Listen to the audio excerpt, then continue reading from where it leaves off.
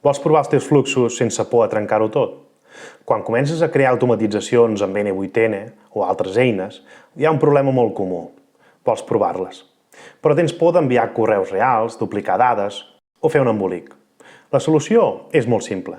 Crear un entorn de proves. Pots fer-ho amb un Google Sheet 8, un compte de correu de test o fins i tot simulant dades fictícies. L'important és separar proves i producció. A més, afegeix notes de debug o de registre per veure pas a pas què està passant. Això et permet detectar errors abans de que arribin al teu sistema real. I sobretot, fes petites proves incrementals. No executis tot el flux de cop. Prova primer un tros, valida i després avança. És com muntar un moble.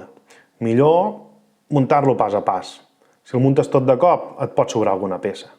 Així, agafes confiança, evites disgustos i les teves automatitzacions es tornen més sòlides i segures. Si vols més trucs com aquests, segueix-me i no et perdis els propers vídeos.